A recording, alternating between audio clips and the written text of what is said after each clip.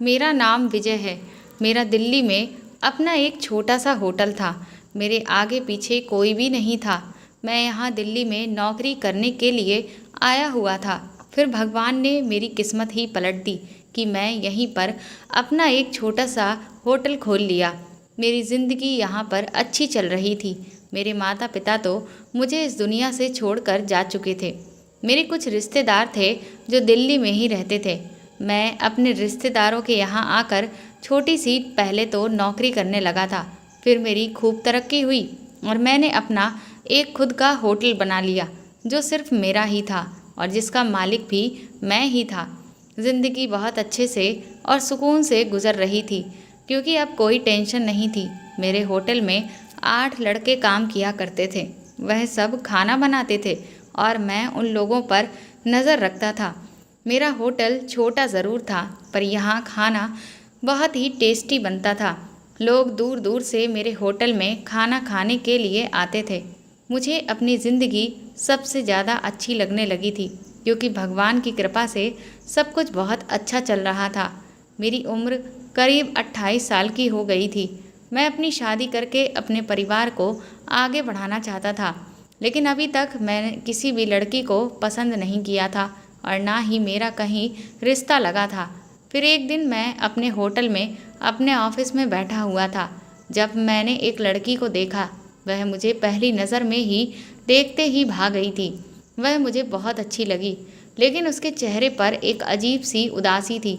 वह मेरे सामने बैठी हुई थी और मैं उसकी तरफ बार बार देख रहा था और ये सोच रहा था कि आखिर ये परेशान क्यों है और इसे क्या प्रॉब्लम है। अजीब सी बात थी, ना तो मेरा उस लड़की से कोई भी रिश्ता था और ना ही कोई जान पहचान थी, लेकिन मैंने उसकी परेशानी को महसूस कर लिया था। फिर वह बेचैन होकर और बड़े ही रिक्वेस्ट भरे अंदाज में मुझसे कहने लगी, सर मैं बहुत मजबूर हूँ। मुझे आपके होटल के बारे में पता चला तो मैं यहाँ पर आ गई।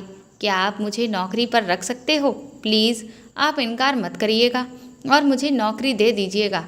मैं बहुत दूर से यहाँ पर उम्मीद लेकर आई हूँ। मैं यहाँ से निराश होकर नहीं जाना चाहती। मेरे होटल में हर तरह के लोग खाना खाने के लिए आते थे और तो और मेरा पूरा का पूरा स्टाफ मेल था, उसमें कोई भी फीमेल नहीं थी। मैंने सोचा कि अगर मैंने उसे नौकरी दे दी तो मुझे उसकी जिम्मेदारी उठानी पड़ेगी और ये मेरे होटल के रूल्स के खिलाफ है। मैं यहाँ पर किसी लड़की को नौकरी नहीं देना चाहता था। इतने सारे लड़कों में एक अकेली लड़की, कहीं मेरे होटल का नाम बदनाम ना हो जाए। बस इसी वजह से मैंने उसको नौकरी देने से साफ साफ मना कर दिया था। वैसे तो मुझे उसे काम देने में कोई प्रॉब्लम नहीं थी क्योंकि मैं अपने होटल के रूल्स खुद ही बनाया करता था। मैं यहाँ का मालिक था, इसीलिए यहाँ पर मेरी ही मर्जी चलती थी और फिर उस लड़की को यहाँ रखने से कहीं कोई प्रॉब्लम ना हो जाए, बस इसी वजह से मैंने उसे नौकरी नहीं दी। उसने मुझसे फिर से कहा कि सर प्लीज़ देख लीजिए, अगर कोई गुंजाइश हो जाए। मैं बहुत मजबूर हूँ और बहुत ही उम्मीद के साथ यहाँ पर आई हूँ। उसका इतना मासूम चेहरा और उसकी इतनी मासूमियत भरी बातें सुनकर मेरा दिल पिघल गया था। मैं कोई बड़ा आदमी नहीं था क्योंकि हर मर्द बुरा नहीं होता। मैंने भी सोच लिया था कि मुझे इसकी मदद करनी ही होगी। मैंने कहा कि ठीक है और तब मैंने उसे अपने होटल के सारे काम समझा दिए और बता दिया कि तुम्हें कहाँ पर काम करना है। उसे मैंने सब्जी वगैरह काटने का, चीज़ों को फ्राई करने का और मसाले पीसने का काम बता दिया था। वैसे और काम करने के लिए तो मैंने कुक रखे हुए थे। इस बात से वह बहुत खुश हो गई थी। उसने फिर से कहा कि आपका बहुत बहुत धन्यवाद। मैं बहुत ज़्यादा मजबूर हूँ और आपने एक मजबूर की मजबूरी को समझा। मैंने कहा कि बार बार अपनी मजबूरी के बारे में मुझसे मत कहो। मैं तुम्हें शर्मिंदा नहीं करना चाहता। मैं तो तुम्हारी मदद कर सकता हूँ, तो मैंने तुम्हारी मदद कर दी है। फिर मैंने उसे 1 महीने की सैलरी भी एडवांस में ही दे दी थी। मेरे यहाँ काम करने वाले एक लड़के ने मुझसे कहा कि सर आपने उस लड़की को यहाँ पर नौकरी देकर अच्छा नहीं किया और फिर आपने उसे पहले ही दिन 1 महीने की सैलरी भी एडवांस में दे दी। देखिए कुछ लोग बहुत लालची होते हैं। आप देखना कहीं ऐसा ना हो कि वह कल काम पर ही ना आए और आपके पैसे लेकर फरार हो जाए। लेकिन वह लड़की अगले दिन काम पर आ गई थी और उसने एक दिन की भी छुट्टी भी नहीं की थी। वह लगातार काम कर रही थी और वह हमेशा टाइम से आती थी और टाइम से ही अपने घर चली जाती थी। और अब उसे यहाँ काम करते हुए 1 महीना हो गया था। फिर उसका 1 महीना पूरे होते ही उसने मुझसे एक बड़ी ही अजीब सी फरमाइश कर दी। उसने मुझसे कहा कि सर, मुझे पैसों की ज़रूरत है। तो मैं उसके एक बार कहने पर ही उसे कुछ पैसे दे दिए। उसने कहा कि नहीं सर, मुझे इससे भी ज़्यादा पैसे चाहिए। अगर आप चाहो तो मैं आपके लिए कुछ भी कर सकती हूँ। मुझे पता चला है कि आपकी शादी नहीं हुई है। अगर आप चाहो तो मैं एक दिन के लिए आपकी पत्नी बनकर आपके साथ रात गुजार सकती हूँ। मैंने जब उसकी ये बातें सुनी तो मेरे तो होश ही उड़ गए थे, क्योंकि उसने बात ही ऐसी कर दी थी। मैंने फ़ौरन उसका हाथ पकड़ा और उसे ऑफिस के अंदर ले गया था और फिर मैंने उसे बहुत ज़्यादा डांट लगाई थी। मैंने उससे कहा कि तुम ये कैसी बकवास कर रही हो? तुम्हें ऐसी बातें करते हुए शर्म नहीं आती? पैसों के लिए तुम इतनी गिर गई हो कि तुम साफ साफ शब्दों में मुझे ये बात कह रही हो। उसने मुझे अपना नाम कविता बताया था। उसने बहुत ही ढीले ढाले कपड़े पहने हुए थे। वह सलवार कमीज पहने हुए थी। उसके सिर पर दुपट्टा भी रखा हुआ था। वह देखने में जवान और बेहद खूबसूरत थी और मेरे होटल में काम करने लगी थी। मेरी डांट पर वह बहुत शर्मिंदा हुई थी और उसके बाद उसने मुझसे कभी भी कोई गलत बात नहीं कही थी। लेकिन वह अचानक एक दिन किचन से भागते हुए निकली थी। ये देखकर मैं हैरान रह गया था कि आखिर ये क्या मामला है। जब मैं किचन में गया तो स्टाफ के सारे ही लड़के अपने अपने कामों में बिजी थे। मैंने उन लड़कों से कहा कि कविता यहाँ से इस तरह से भागती हुई क्यों निकली है? क्या तुम लोगों ने उसके साथ कुछ किया तो नहीं है? वह कहने लगे, नहीं नहीं सर, हम में से किसी ने उसके साथ कुछ भी नहीं किया है। लेकिन मुझे शक था कि जिस तरह से वह डरकर भागी थी, ज़रूर कोई ना कोई बात तो थी। अगले दिन जब वह सुबह काम पर आई तो मैंने उससे पूछा कि तुम्हें कल क्या हो गया था? कल तुम इस तरह से भागकर यहाँ से क्यों गई थी? उसने कहा कि आपके होटल में काम करने वाला वह जो नौकर है, जो सांवले रंग का है, मैं उसका नाम तो नहीं जानती, लेकिन उसने मेरे साथ बदतमीजी करने की कोशिश की है। मैं समझ गया था कि वह किसकी बात कर रही है। वह मेरे होटल में काम करने वाले सांवले रंग के लड़के, जिसका नाम विशाल था, उसकी बात कर रही थी। मैंने उसे कहा कि तुम्हें पूरा यकीन है इस बात पर? उसने कहा हाँ, मैं एक साइड पर खड़े होकर अपना काम कर रही थी और वह बार बार कोई चीज़ उठाने के बहाने पास में आता और आकर मेरे साथ बार बार टकरा जाता और कहता कि मुझे माफ़ कर दो, मुझसे गलती हो गई है। और फिर उसने आज तो हद ही कर दी थी। आज उसने ज़बरदस्ती मेरा हाथ पकड़कर अपना हाथ मेरी कमर पर रख दिया था और फिर मैं वहाँ से भाग गई। मैंने कहा कि तो तुम्हें उसी टाइम मुझे ये बात बतानी चाहिए थी। तुम्हें इस तरह से भागने की ज़रूरत नहीं थी। मैंने विशाल को बुला लिया और कहा कि क्या तुमने ऐसी हरकत की है? तुम जैसे लोगों की वजह से औरत इज्जत की रोटी कमाने की बजाय किसी गलत काम की तरफ चली जाती है, क्योंकि उनको ये एहसास होता है कि जहाँ इज्जत से काम कर रहे हैं वहाँ भी हम महफूज नहीं हैं, तो फिर हम वही काम कर लेते हैं। तुम जैसे मर्द उन्हें कोठों की तरफ धकेल देते हैं। विशाल ने कहा, सर, ये खुद मेरे करीब आने की कोशिश कर रही थी। मैंने कुछ भी नहीं किया है सर। मैं आपके साथ पिछले 3 साल से काम कर रहा हूँ और इस लड़की को आए हुए तो अभी सिर्फ 3 महीने ही हुए हैं और आपने उसकी बात मान ली और मेरी बात आप नहीं मान रहे हैं। बात तो विशाल की भी मुझे ठीक लगी थी, लेकिन फिर मुझे एक और लड़के ने इशारा किया कि ये लड़का ही गलत है और इसी ने इस लड़की को छेड़ा है। बस फिर मैंने फ़ौरन ही फैसला कर लिया था कि मैं इसे नौकरी से निकाल दूंगा। मैंने विशाल से कहा कि मैं तुम्हारा हिसाब फाइनल कर देता हूँ और तुम यहाँ से चले जाओ। और वह मेरे होटल से चला भी गया और जाते जाते ये कहकर गया कि सर, इस लड़की की वजह से आपने मुझे काम से निकाल दिया है। ये लड़की आपको एक दिन अपना असली रूप ज़रूर दिखाएगी और फिर आपको पता चलेगा कि मैं सही था और ये गलत थी। जाहिर सी बात है, मैंने उसे काम से निकाल दिया था तो वह मेरी इस बात पर तारीफ़ तो नहीं कर सकता था। इसलिए वह उसका नाम भी बदनाम करते हुए वहाँ से चला गया था।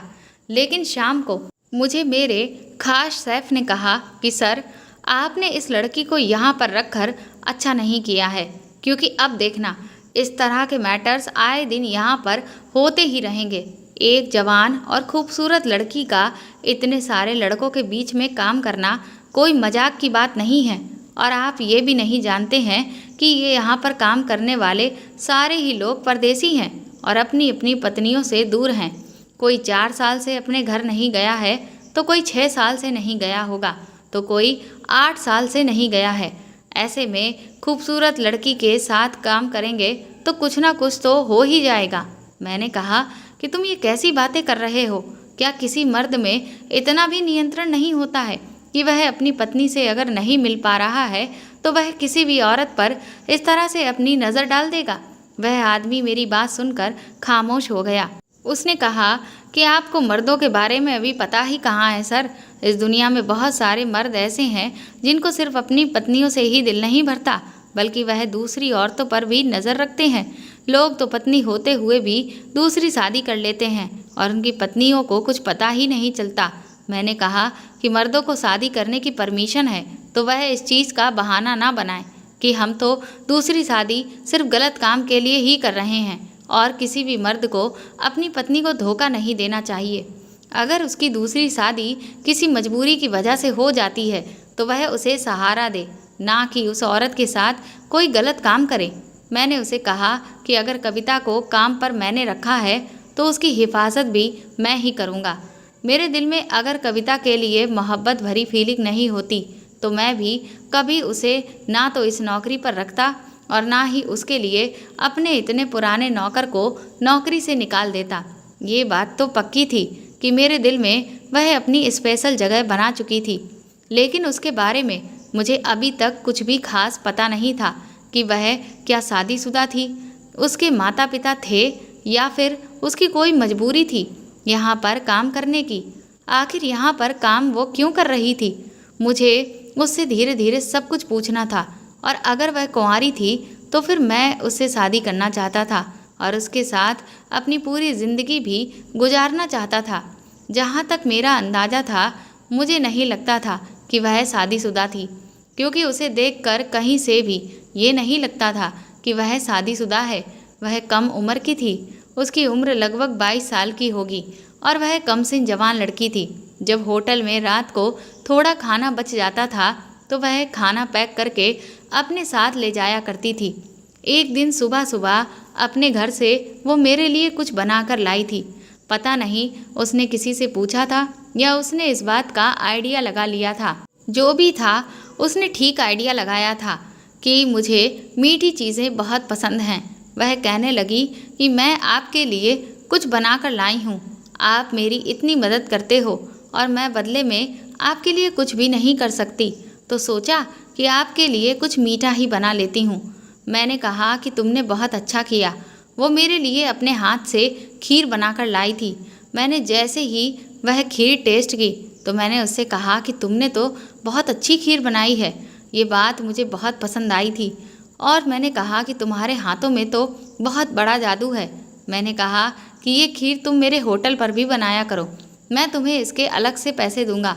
मैं उसको अच्छे पैसों पर रखा हुआ था और अलग से भी उसे मैं पैसे दे दिया करता था और होटल के लोग भी उसे टिप वगैरह दे दिया करते थे। होटल का बचा हुआ खाना भी वह अपने घर ले जाती थी, लेकिन फिर भी वह हमेशा उदास और परेशान सी रहती थी और उसकी परेशानी मुझे अच्छी नहीं लगती थी। एक दिन मैंने उससे पूछ लिया कि आखिर क्या बात है जो तुम इतना परेशान रहती हो, तो उसने मुझे कुछ भी नहीं बताया। उसने कहा कि आप क्या करोगे मेरी कहानी सुनकर? अब इंसान बार बार तो नहीं पूछ सकता और रिक्वेस्ट भी नहीं कर सकता, वरना सामने वाला यही सोचेगा कि पता नहीं ये क्यों मेरी कहानी के बारे में जानना चाहते हैं। इसलिए मैंने उससे दोबारा कोई सवाल नहीं किया। फिर एक दिन बहुत तेज़ बारिश हो रही थी। इतनी तेज़ बारिश हो रही थी कि कोई भी होटल की तरफ आने वाला नहीं था और जगह जगह पानी भी भर गया था। बस गाड़ी में बैठकर कुछ कस्टमर आए हुए थे, लेकिन फिर वह भी चले गए। अभी होटल को बंद होने में 1 घंटे का टाइम रह गया था। मैंने सबको छुट्टी दे दी थी। मैंने कहा कि अब सब अपने अपने घर के लिए चले जाओ। बहुत टाइम बाद बारिश हुई थी। कुछ पता नहीं कि कहीं ये बारिश ज़्यादा ना पड़ जाए। अब लोग धीरे धीरे अपना सामान उठाकर जाने लगे थे। कविता भी जा रही थी। मैं उसे दरवाजे से बाहर जाते हुए देख रहा था और मैं खुद होटल में ही बैठ गया था। मैंने सोचा कि आज मैं थोड़ा हिसाब किताब कर लेता हूँ। 1 घंटे के बाद मुझे भी घर जाना था, लेकिन ये देखकर मैं हैरान रह गया था कि वह वापस आ गई थी। मुझे लगा कि शायद वह अपना कोई सामान यहाँ पर भूल गई होगी, लेकिन मेरे ऑफिस में आकर उसने अचानक से दरवाज़ा बंद कर दिया। मैंने उससे कहा, क्या बात है कविता, जबकि मुझे थोड़ा आइडिया हो गया था कि वह क्या चाहती है। उसने कहा कि मुझे दरअसल कुछ पैसों की सख्त ज़रूरत है। मैंने सुना है कि आपकी पत्नी भी नहीं है और आपकी शादी भी नहीं हुई है। अभी मैंने कहा कि ये तुम्हें किसने बताया है? तो वह कहने लगी कि लोग आपस में बातें कर रहे थे, तो बस मैंने वहीं सुन लिया था। अगर आप कहोगे तो मैं वह काम कर सकती हूँ जो एक पत्नी अपने पति के लिए करती है। एक दिन के लिए मैं आपकी पत्नी बन सकती हूँ। मुझे पता है कि आप मेरी इस बात से नाराज़ हो जाओगे, लेकिन मैं बहुत मजबूर हूँ। मुझे पैसों की ज़रूरत है, इसीलिए आप मुझे थोड़े से पैसे दे दो। इसके बदले में मैं वह सब कुछ करने के लिए तैयार हूँ। मैं उसे हैरान होकर देख रहा था, क्योंकि इससे पहले जब उसने ये बात मुझसे कही थी तो मैंने उसे बहुत डांटा था। मैं जिस लड़की से शादी करना चाहता था वह मुझे इस तरह के ऑफ़र दे रही थी, वह भी रात के टाइम पर, जब इस होटल में सिवाय मेरे और उसके कोई भी नहीं था। जब कोई मर्द अपनी पसंद की लड़की के मुंह से इस तरह की बात सुनता है तो वह क्या सोचता है? जाहिर सी बात है कि वह यही सोचेगा कि लड़की तो ठीक नहीं है, लेकिन वह शक्ल से ही बहुत ज़्यादा मजबूर लग रही थी। आखिर उसकी ऐसी भी क्या मजबूरी थी? अब तो मेरा दिमाग घूम गया था। जब खुद ही फल मेरी गोद में गिरने को तैयार था तो फिर मैं क्यों पीछे हटता? मैंने उसका हाथ पकड़ा और उसे होटल के रूम में ले गया। मैंने कहा, अच्छा तो तुम्हें पैसे चाहिए ना? उसने कहा कि हाँ, लेकिन उसकी आंखों में आंसू भी आ चुके थे। मैंने उससे कहा कि तुम्हें कितने पैसे चाहिए? 1 दिन के लिए तुम मेरी पत्नी बनना चाहती हो। अगर मैं तुम्हें कुछ दिनों के लिए अपनी पत्नी बनाना चाहूँ तो चलेगा, लेकिन तुम्हें पैसे इसके बहुत मिलेंगे। पहले तो उसने कहा कि हाँ, लेकिन मेरी माँ बीमार है, वह बहुत ज़्यादा बीमार है।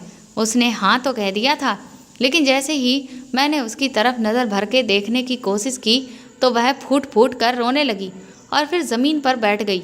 उसने अपनी आंखों पर हाथ रख लिया और वह मुझसे माफ़ी मांगने लगी। वो कहने लगी कि मुझे जाने दो, प्लीज़ सर, मुझे जाने दो, मैं ये काम नहीं कर सकती। मैं एक पल को कमज़ोर पड़ गई थी, लेकिन नहीं, मैं ऐसा नहीं कर सकती। मैं भी पीछे हट गया था। दरअसल मेरा ऐसा करने का कोई इरादा नहीं था। मैं उसकी फीलिंग्स को ठेस नहीं पहुंचाना चाहता था और उसका कॉन्फिडेंस जाग गया था। मैंने कहा कि तुम मुझे ये बताओ कि तुम्हारी ऐसी कौन सी मजबूरी है कि तुम ये सब करने को तैयार हो गई हो, और भगवान के लिए मुझसे अब बिल्कुल भी झूठ मत बोलना। उसने कहा कि मैं आपसे कोई झूठ नहीं बोलूँगी, आप मेरे साथ चलो, मैं आपको दिखाती हूँ कि मैं किस हद तक मजबूर हूँ। मैंने अपनी गाड़ी निकाली और उससे कहा कि ठीक है, चलो मेरे साथ। हम दोनों गाड़ी में बैठ गए थे और अब वह मुझे रास्ता बताती जा रही थी और हम चलते जा रहे थे। रास्ता बहुत दूर तक जा रहा था। हम लोग आबादी से अब काफ़ी दूर आ गए थे। अब मुझे थोड़ा थोड़ा डर लग रहा था कि मैं एक होटल का मालिक हूँ और ये लड़की मेरे पास आती है और कहती है कि मुझे काम चाहिए, और फिर अपनी अदाओं से मुझे लुभाने की कोशिश करती है। फिर मुझे गलत काम करने का ऑफ़र भी देती है और अब ये कह रही है कि मैं आपको अपने साथ लेकर चलती हूँ।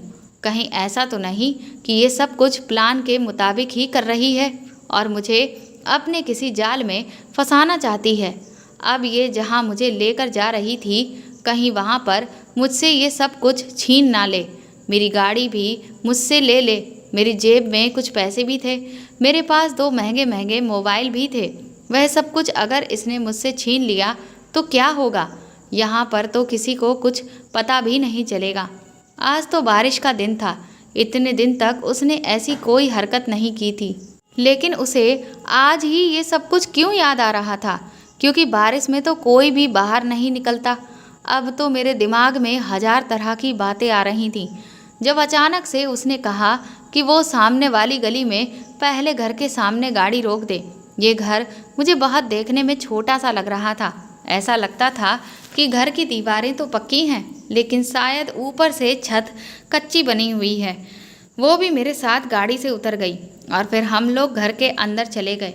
घर की हालत देखकर मुझे ये आइडिया हो रहा था कि यहाँ पर गरीबों का राज है। इस घर में कुछ भी नहीं था। सामने ही किसी बच्ची के टूटे फूटे खिलौने पड़े हुए थे। मैं समझ गया था कि ये लड़की शादीशुदा है और उसके बच्चे भी हैं। लेकिन जब भी वह काम पर आती थी तो वह बच्चों को अपने साथ नहीं लाती थी। शायद अपने बच्चे घर पर छोड़कर ही जाती थी। बच्चों की चीज़ें तो पड़ी हुई थीं, मगर बच्चा मुझे कहीं भी नज़र नहीं आ रहा था। यहाँ पर एक बच्चे की पुरानी सी वॉकर भी थी और कुछ खिलौने भी थे। उन पर बहुत सारी धूल जमी हुई थी, लेकिन शायद बच्चा कमरे में था। वह मुझे कमरे में ले गई, लेकिन सामने का नज़ारा देखकर तो मेरे पैरों तले से ज़मीन ही निकल गई थी, क्योंकि उस कमरे के अंदर बिस्तर पर एक आदमी पड़ा हुआ था जिसका आधा शरीर लाचार हो चुका था, लेकिन वह जाग रहा था और कुछ अजीब अजीब से इशारे करते हुए कविता से पूछने लगा कि ये कौन है। कविता ने उसको पास जाकर बताया कि ये मेरे सर हैं, जहाँ पर मैं काम करती हूँ, और ये वहाँ के मालिक हैं। फिर उसने उस आदमी पर ब्लैंकेट डाल दिया और उसे पानी पिलाने लग गई थी। उसके बाद उसने उसे दवाई खिलाई। फिर उसने मुझसे कहा कि सर, आप मेरे साथ बाहर आकर बैठ जाओ। मैं उसके कमरे से बाहर आ गया था। यहाँ पर एक और कमरा था और वह बाहर सिर्फ एक छोटा सा आंगन बना हुआ था। आंगन तो मैं बस समझाने के लिए कह दे रहा हूँ, वह तो बस एक छोटी सी खाली जगह थी। मैं वहीं कुर्सी पर बैठ गया और ये सोचने लग गया कि घर में बच्चों के खिलौने तो पड़े हुए हैं, लेकिन बच्चा तो मुझे कहीं भी नज़र नहीं आ रहा है। फिर कविता तुरंत ही बाहर आ गई और एक छोटे से स्टूल पर मेरे सामने आकर बैठ गई। उसने मुझसे कहा कि आपको मेरा घर कैसा लगा। मैंने उसे कहा कि तुम्हारा ये घर बहुत अच्छा है। फिर उसने मुझे बताया कि अंदर जो आदमी लेटा हुआ है ना, वह मेरा पति है। ये सुनकर तो जो मेरे हाथ में उम्मीद का शीशा था वह पूरी तरह से चकनाचूर हो गया था, क्योंकि मैं तो उसे अपनी पत्नी बनाना चाहता था और ये पहले से ही शादीशुदा निकली थी। उसने कहा कि मेरा पति बीमार है और मैं उसी के इलाज के लिए पैसे जमा करती हूँ। मैंने कहा कि हाँ, ये तो मैंने देख ही लिया है, तुम सच में बहुत मजबूर हो। क्या हुआ था तुम्हारे पति को जो उनकी ऐसी हालत हो गई है? इस पर कविता ने कहा कि मुझे नहीं पता कि उसे क्या हुआ था। मैंने कहा कि तुम्हारा क्या मतलब है? तुम्हें ये भी नहीं पता कि तुम्हारे पति के साथ आखिर हुआ क्या था? उसने कहा कि जब मेरी उससे शादी हुई थी तब भी वह ऐसा ही था। मैंने कहा, ये तुम क्या कह रही हो? तुम्हारी शादी एक ऐसे इंसान के साथ करवा दी गई थी जिसे पैरालाइज है। आखिर किसने तुम्हारी शादी इसके साथ करवाई थी? और तुम्हारी शादी को कितने साल हो गए हैं? कविता ने बताया कि मेरी शादी को 5 साल हो गए हैं। पहले सिर्फ उसका एक हाथ में पैरालाइज था। उसके साथ मेरी ज़िंदगी बहुत बुरी गुजर रही थी, क्योंकि वह एक हाथ से लाचार हो गया था, लेकिन उसका दूसरा हाथ ठीक था। वह मुझे उस हाथ से बहुत मारता भी था। भगवान ने हमें औलाद भी दी थी, लेकिन वह भी इस दुनिया से चली गई। मेरी बेटी 2.5 साल की थी। मेरी बेटी बहुत ज़्यादा बीमार हो गई थी। उसे निमोनिया हो गया था और वह बुखार से तड़प रही थी। और फिर भगवान ने उसे भी अपने पास बुला लिया, क्योंकि उसका यहाँ पर ख्याल रखने के लिए कोई भी नहीं था। मैं तो लोगों के घरों में काम करने के लिए चली जाती थी। मैंने कहा कि तुम्हारी शादी ऐसे इंसान के साथ फिर किसने करवाई थी? तो उसने कहा कि मेरे माता पिता ने मुझे इसके हाथों बेच दिया था, क्योंकि मेरे माता पिता बहुत लालची लोग थे। ये मुझसे उम्र में बहुत बड़ा है और उसने मेरी खूबसूरती देखते हुए मुझसे मेरे माता पिता से खरीद लिया था। मैं तो जिस दिन से पैदा हुई हूँ बस अत्याचार ही बर्दाश्त करती ही आ रही हूँ। ये अभी भी मुझ पर हाथ उठाता है। मैंने कहा कि अभी भी तुम पर हाथ ये कैसे उठा सकता है? ये तो बीमार है। उसने कहा कि अभी इसका पैरालाइज बढ़ गया है और इसकी टांग पर भी पैरालाइज का असर हो गया है।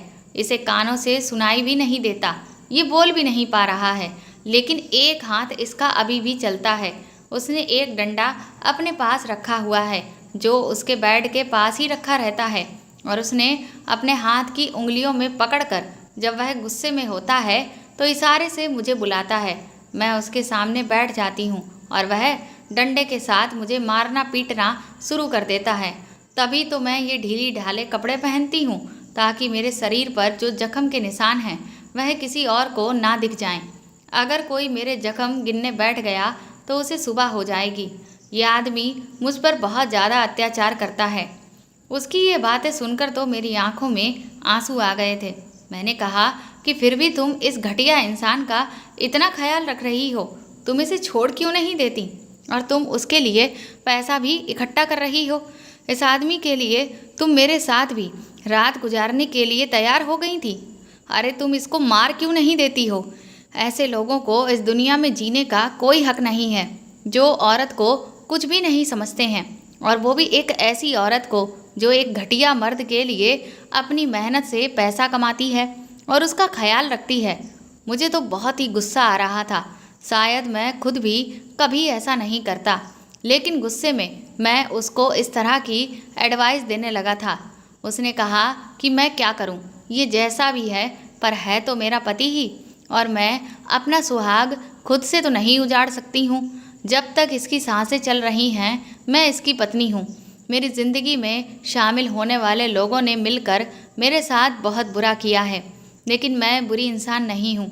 ये मेरे साथ इसीलिए बुरा कर रहा है क्योंकि ये मुझे भी बहुत बुरा बनाना चाहता है।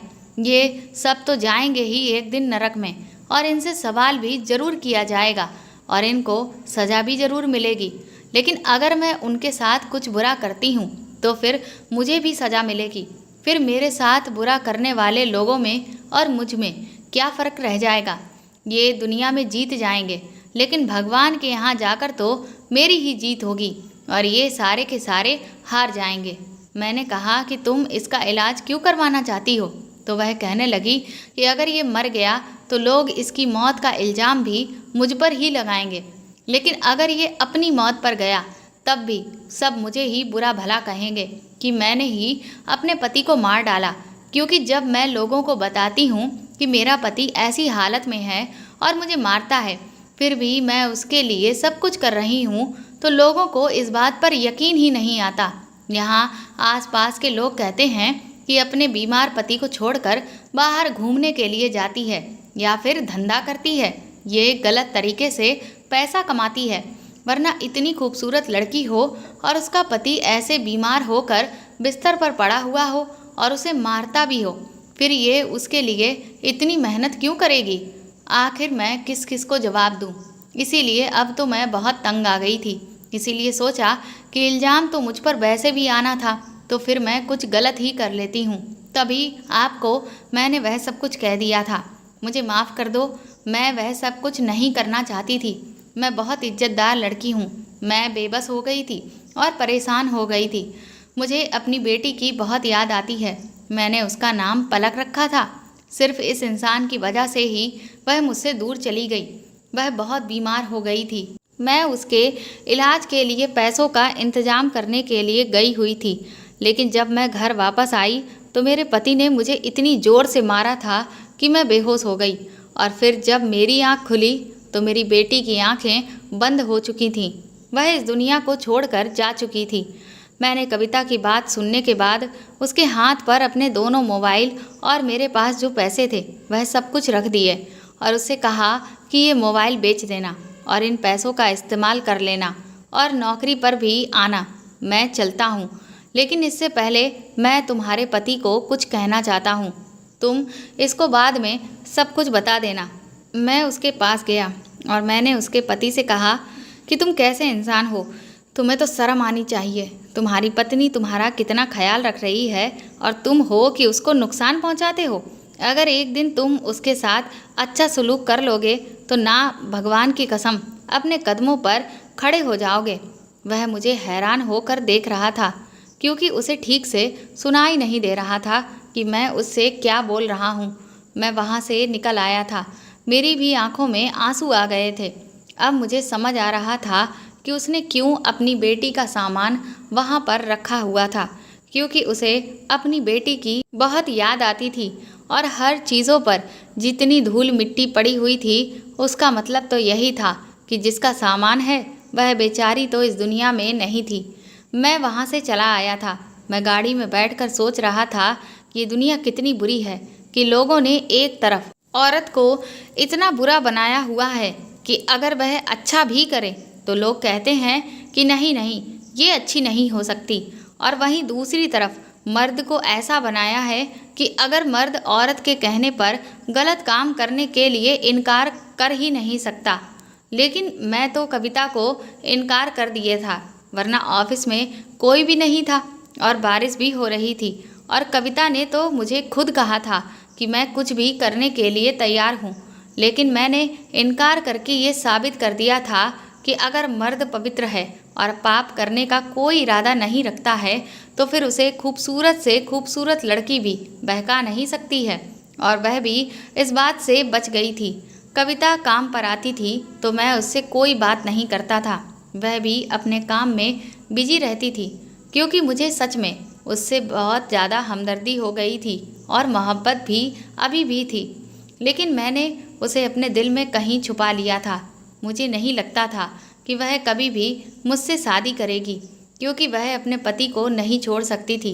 अगर वह अपने पति को छोड़ने वाली होती तो अभी तक तो वो छोड़ चुकी होती। मैं कविता को अपने दिल के किसी कोने में दबा कर रख दिया था, जहाँ पर वह हमेशा के लिए सेफ रहने वाली थी। लेकिन मैं उसके सामने कुछ जाहिर नहीं करना चाहता था कि मैं उससे प्यार करता हूँ, क्योंकि मैं जानता था कि वह मेरी कभी भी नहीं हो पाएगी। दिन इसी तरह से गुजरते जा रहे थे।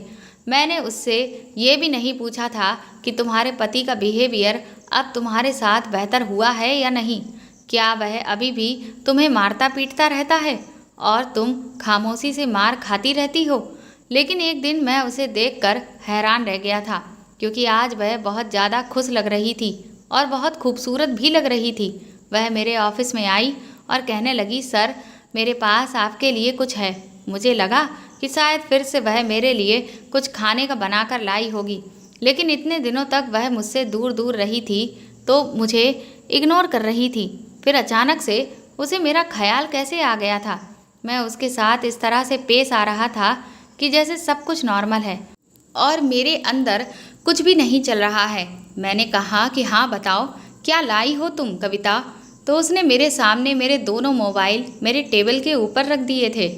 मैंने उससे कहा कि तुमने अभी तक इनको बेचकर इस्तेमाल नहीं किया। तो वह कहने लगी कि नहीं सर, मुझे इन्हें बेचने की ज़रूरत ही नहीं पड़ी। दरअसल मेरा पति इस दुनिया से चला गया है। मैं उसकी इस बात पर चौंक गया था। मैंने कहा कि ये सब कैसे हुआ। उसने कहा कि उस दिन के 2 हफ्ते के बाद ही एक रात को अचानक उसकी तबीयत बहुत बिगड़ गई थी। उसके मरने के बाद लोगों ने मुझे बहुत बुरी बुरी बातें सुनाई थीं, लेकिन मैंने उसकी बातें सुन ली, क्योंकि मुझे पता था कि अब ये लोगों की आखिरी बातें हैं। आगे मुझे कोई भी कुछ भी नहीं कहेगा। अब मैं घर में बिल्कुल अकेली रहती हूँ। मैंने कहा कि इतना सब कुछ हो गया और तुमने मुझे बताया क्यों नहीं। उसने कहा कि मैं आपको इसलिए नहीं बता रही थी कि आपने पहले ही मेरे लिए बहुत कुछ किया था, और आज मैं आपको इसीलिए सब कुछ बता रही हूँ क्योंकि बहुत जल्दी मेरी शादी होने जा रही है, और वह भी बहुत अच्छे इंसान के साथ। ये सुनकर तो मेरे होश ही उड़ गए थे। मैं हैरान रह गया था कि वह अपने पति के मरते ही इतनी जल्दी शादी कर रही है। अगर उसका पति दुनिया से चला गया तो वह मुझसे शादी क्यों नहीं कर लेती। मुझे बताती तो मैं उससे कहता कि मैं तुमसे शादी करना चाहता हूँ। लेकिन मुझे इस बात का बहुत अफसोस हुआ था। उसने मुझे आखिरी वक्त पर बताया था कि अगले महीने की 2 तारीख को मेरी शादी है और आपको ज़रूर आना है। मैं बहुत परेशान था। अगले महीने की 2 तारीख तो 10 दिन के बाद ही आ गई थी। उस दिन मैंने होटल के सारे लोगों को छुट्टी दे दी थी और मैं अपने ऑफिस में बैठा हुआ था। मुझे पता था कि आज वह किसी और की हो जाएगी। अब मुझे इस बात पर बहुत गुस्सा आ रहा था कि मैंने ये मौका भी अपने हाथ से गंवा दिया था। वैसे भी उसके पति को किसी न किसी दिन तो मरना ही था। मैं ही उससे इस बारे में बात कर लेता तो वह मुझसे शादी करने से कभी इनकार नहीं करती। लेकिन वह इतनी खूबसूरत थी कि उसे कोई भी आसानी से अच्छा लड़का मिल गया होता। उसे तो कोई भी मिल सकता था। मेरा दिल टूट चुका था जब दरवाजे पर अचानक मुझे हलचल की आवाज़ सुनाई दी और कोई अंदर दाखिल हुआ तो मैंने सामने देखा। तभी मैं हैरान रह गया था। अभी सामने कोई और नहीं बल्कि कविता खड़ी हुई थी और वह दुल्हन बनी हुई थी। मैंने उससे कहा कि तुम यहाँ पर क्या कर रही हो? क्या हुआ? क्या कोई परेशानी हो गई है? क्या सब ठीक तो है ना? और तुम्हारा पति कहाँ है? तुम दुल्हन बनकर यहाँ क्यों आई हो? वह मुझे देखकर मुस्कुराने लगी और कहने लगी कि मेरा दूल्हा और मेरा होने वाला पति तो मेरे सामने ही खड़ा हुआ है। मैंने कहा कि क्या मतलब है तुम्हारा? और अचानक से फिर मैं समझ गया था कि वह मुझसे क्या कहने जा रही है। उसने कहा कि मैं आपसे शादी करना चाहती हूँ। आप ही वह इंसान हो जिसने मेरी मदद की और मेरी हिफाजत भी की और मेरी मजबूरियों को समझा। मुझ पर कभी बुरी नज़र नहीं डाली। मैं आपके अलावा और किसी से शादी नहीं कर सकती और मुझे आपसे अच्छा पति मिल ही नहीं सकता। जब उसने मुझे ये बात कही तो मैं बता नहीं सकता कि उस टाइम मुझे कितनी खुशी हो रही थी। मैं भी उसकी तरफ बहुत ही हैरानी से देख रहा था और खुशी से पूरी तरह से मैं डूब गया था। मैंने उसे गले से लगा लिया और हम लोगों ने उसी दिन शादी कर ली थी। वह मेरी पत्नी बन गई और हम दोनों हंसी खुशी अपनी ज़िंदगी गुजार रहे हैं। उसने मेरे घर को स्वर्ग बना दिया है। वह मेरे घर को अच्छी तरह से संभालती है और अब तो वह मेरे बच्चे की माँ भी बनने वाली है। फिर जब 9 महीने पूरे हो गए तो उसने एक बेटी को जन्म दिया। वह कहती है कि ये मेरी वही बेटी है जो मुझे छोड़कर चली गई थी। अब ये वापस मेरी ज़िंदगी में आ गई है। मैं इसका नाम पलक रखूँगी। मैं भी उसे कहता हूँ कि हाँ, तुम इसका नाम पलक ही रखना क्योंकि ये बहुत प्यारा नाम है और तुम यही समझना कि ये तुम्हारी वही बेटी है जो दोबारा से तुम्हें वापस आकर मिल गई है। भगवान ने तुम्हें तुम्हारी बेटी लौटा दी है। उसने मेरे घर को स्वर्ग बना दिया। उसके दम से ही मेरा होटल और भी ज़्यादा अच्छा चल निकला था। मैं बहुत खुश हूँ और मुझे कविता के रूप में एक बहुत खूबसूरत और अच्छी लाइफ पार्टनर मिल गई है क्योंकि मैंने कभी कोई भी बात ऐसी नहीं की थी कि अगर मैं उस रात उसके साथ गलत काम करके अपनी गलत इच्छा को पूरा कर लेता तो शायद आज मैं बर्बाद हो चुका होता। लेकिन मैंने ऐसा नहीं किया था। मैंने हमेशा उसकी मदद की और फिर वही मेरे लिए सब्र का फल बनकर मेरी ज़िंदगी में आ गई थी। कविता की ज़िंदगी में भी अब सुकून था क्योंकि जब वह अपने माता पिता के पास थी तो उन लोगों ने भी उस पर बहुत अत्याचार किए थे और शादी के बाद तो उसके पति ने भी उसकी ज़िंदगी को दुश्वार कर दिया था। मेरे घर में बहुत सुकून से रहती है वो और मेरे साथ बहुत खुश है और उसे भी यही लगता है कि मेरी ज़िंदगी में आने के बाद उसकी पूरी ज़िंदगी बदल गई है।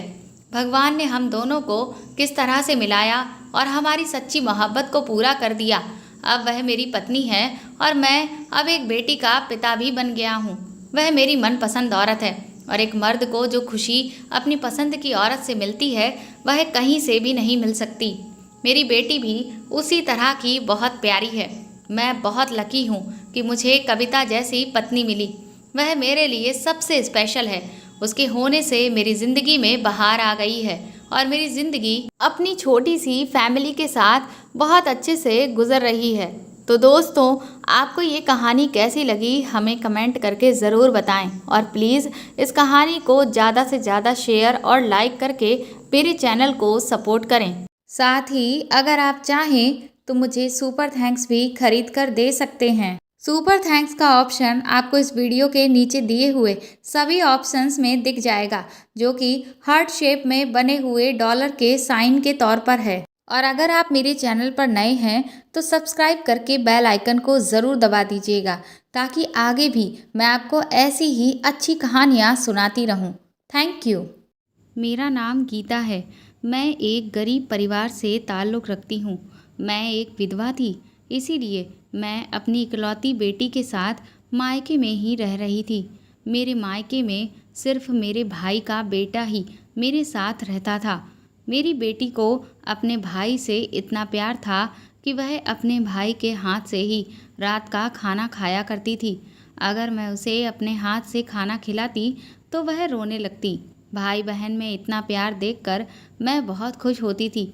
लेकिन हैरत की बात तो ये थी कि जब मैं अपनी बेटी के रिश्ते की बात करती तो मेरा भतीजा उसमें कोई ना कोई कमी निकाल कर उस रिश्ते के लिए इनकार कर दिया करता था। एक दिन मैंने बेटी को अपने कमरे में लिटा दिया और खुद उसके कपड़े पहनकर चादर ओढ़कर चुपचाप उसके बिस्तर पर लेट गई और लाइट बंद कर दी। अभी 5 मिनट ही गुजरे थे कि मेरे भतीजे ने मेरे पास आते ही ऐसी बात कही कि मैं सुन्न पड़ गई थी। वह कहने लगा कि बस कुछ दिनों की बात और है, फिर हम सब कुछ खुल्लम खुल्ला करेंगे और हमें किसी से भी डरने की ज़रूरत भी नहीं है। शादी की तैयारियां भी मैंने पूरी कर ली हैं। उसके मुंह से ये बात सुनकर मेरे पैरों तले से ज़मीन ही निकल गई थी।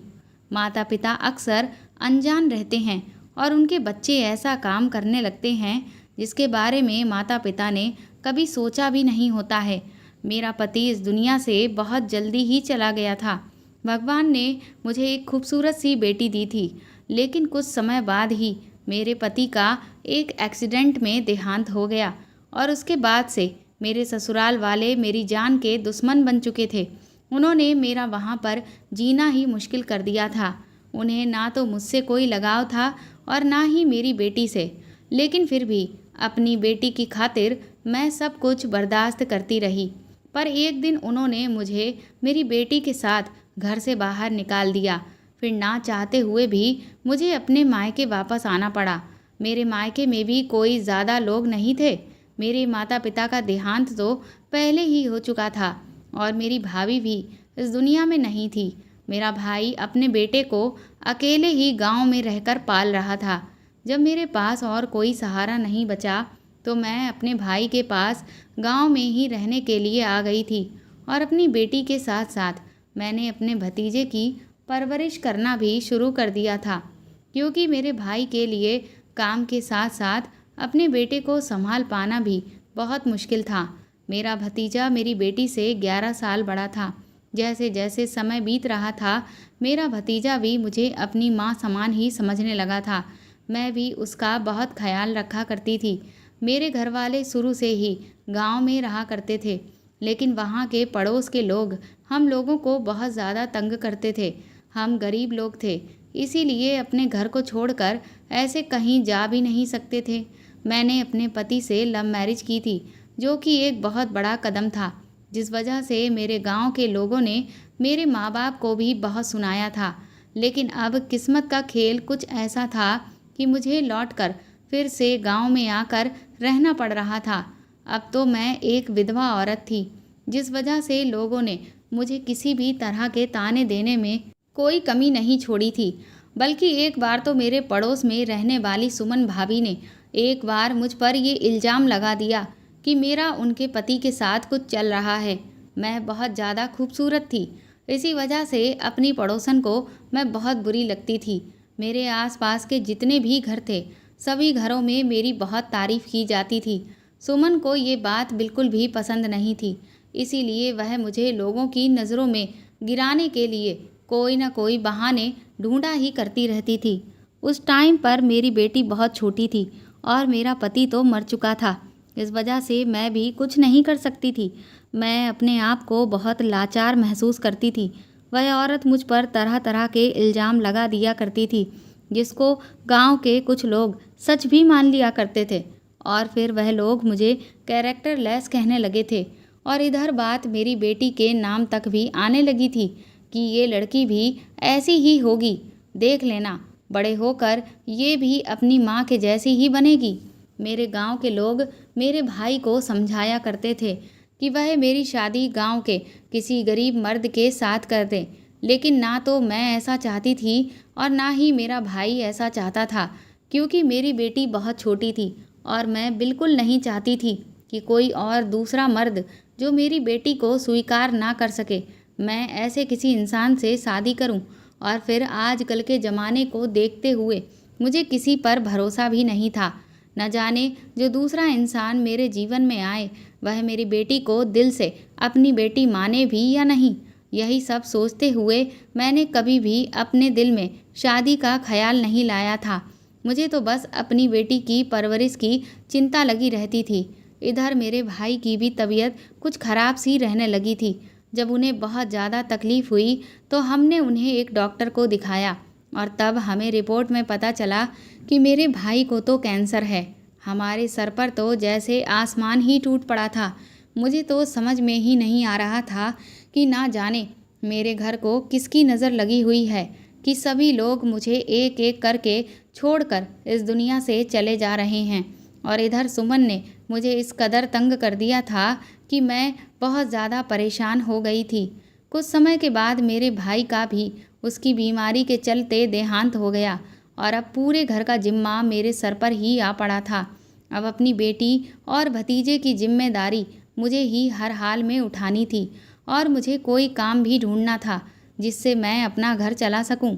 लेकिन इस गांव में सुमन की वजह से मेरी काफ़ी बेइज्जती भी हो चुकी थी। तो अब गांव में रहते हुए मैं कभी भी खुशहाल ज़िंदगी नहीं बिता सकती थी और ना ही अपनी मर्जी से कोई काम भी कर सकती थी। एक बार तो बात बहुत ही हद से ज़्यादा बढ़ गई। सुमन ने सारे गांव में ये मशहूर कर दिया कि मैं अपने घर में गैर मर्दों को मिलने के लिए बुलाती हूँ, क्योंकि अब तो मेरे ऊपर पाबंदी लगाने के लिए मेरा भाई भी नहीं है। तब तक मेरा भतीजा काफ़ी समझदार हो चुका था। जब उसे ये बात पता चली तो वह मुझसे कहने लगा कि बुआ, मुझे आप पर पूरा भरोसा है और इसीलिए अब हम लोग ये घर छोड़कर कहीं और ही चलते हैं। यहाँ पर हम लोगों की बहुत ज़्यादा बदनामी हो गई है और फिर हमें माला का भी तो ख्याल रखना है। वह लड़की है और मैं नहीं चाहता कि कोई हमारी माला को अभी से ही बुरा भला कहे। अभी ये लोग आप पर उंगली उठा रहे हैं और कुछ समय के बाद हो सकता है वह हमारी माला पर भी उंगली उठाने लगें।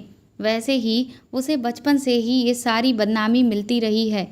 सुमन बहुत बुरी औरत है। उसने आपकी सारे गांव में बदनामी करवा दी है। अब हमारा यहाँ पर रुकना बहुत मुश्किल हो गया है। मैं आपकी मदद करना चाहता हूँ। हम लोग इस घर को छोड़कर कहीं और रहने के लिए चले जाएंगे। मैंने अपने भतीजे अमन से कहा, लेकिन यह हमारा अपना घर है। भले ही यह छोटा है, लेकिन हम इस घर को छोड़कर कहाँ जा सकते हैं। अमन ने कहा, बुआ, ये दुनिया बहुत बड़ी है। हम कहीं भी इज्जत के साथ रह लेंगे, लेकिन यहाँ पर इस तरह से बेइज्जत होकर अब हम नहीं रह सकते हैं। रोज़ रोज़ कौन उस सुमन से अपनी ज़ुबान लड़ाएगा। मेरे भतीजे ने कहा कि बुआ, मैं अपनी बहन और आपसे बहुत ज़्यादा प्यार करता हूँ। मेरे लिए अब इस दुनिया में आप दोनों ही रह गए हैं। अब हालात ऐसे हो गए हैं कि हमारा यहाँ पर रुकना मुश्किल हो गया है। हर कोई आपको गलत नज़र से देखता है और मुझे और माला को भी किसी न किसी बात पर बेइज्जत करता रहता है। आखिर हम ऐसी ज़िंदगी कब तक गुजार सकते हैं। सुमन ने सारे गांव में मुझे चरित्रहीन साबित कर दिया था। यहाँ तक कि ये भी कहा कि मैं घर में रहते हुए अपने कम उम्र भतीजे पर भी गलत नज़र रखती हूँ और गैर मर्दों के साथ भी मेरा पहले से ही रिश्ता है। और इसी सब के चक्कर में मैंने अपने पति को भी मरवा दिया। मैंने अपने पति से लव मैरिज की थी और मेरा पति मुझे अपने साथ भगा कर ले गया था और फिर हमने शादी भी कर ली थी। मेरी खूबसूरती और मेरी लव मैरिज ने मुझे बेइज्जती और बदनामी के सिवा अब तक कुछ भी नहीं दिया था। मैंने सोचा था कि शादी करने के बाद जब मैं अपने पति के घर जाऊंगी तो वहाँ एक सुकून भरी ज़िंदगी गुजार सकूंगी, लेकिन मुझे नहीं पता था कि शादी के बाद तो मेरा सारा सुकून ही ख़त्म होने वाला है। क्योंकि पहले तो मेरे ससुराल वाले मुझे तंग करते रहे और जब मैं वापस अपने मायके लौट कर आई तो सुमन जैसी औरत मेरी ज़िंदगी में एक विलन का रोल निभाने लगी थी। मैं धीरे धीरे डिप्रेशन का शिकार होने लगी थी, जिस कारण से मैं अपनी छोटी सी बेटी पर भी बहुत सख्ती करने लगी थी। अब मेरी बेटी 20 साल की हो गई थी और मेरा भतीजा 32 साल का हो गया था। हम लोग रात के अंधेरे में वह गांव छोड़कर शहर आ गए थे। मैं अपने माता पिता की छोटी और लाडली बेटी थी। मेरा पति मेरे गांव में ज़मींदार के यहाँ पर काम करने के लिए आता था। उसी वक्त मेरा उसके साथ चक्कर चल गया था। मैं पढ़ी लिखी लड़की थी और अच्छी तरह से इस बात को जानती थी कि मेरे माता पिता कभी भी अपनी पढ़ी लिखी बेटी की शादी एक गंवार के साथ नहीं करेंगे। लेकिन मुझे अपने पति से इतनी ज़्यादा मोहब्बत थी कि कभी मैंने उनके पढ़े लिखे ना होने का कोई मतलब नहीं समझा था, क्योंकि वह मुझे बहुत खुश रखते थे और मुझे उनकी मेहनत पर पूरा भरोसा था। इसीलिए मैं उनके प्यार में अंधी होकर अपने माता पिता का घर छोड़कर चली गई थी। मेरे पति का ससुराल भरा पूरा था। वहाँ मेरे जेठ जेठानी, देवर देवरानी और सास ससुर थे।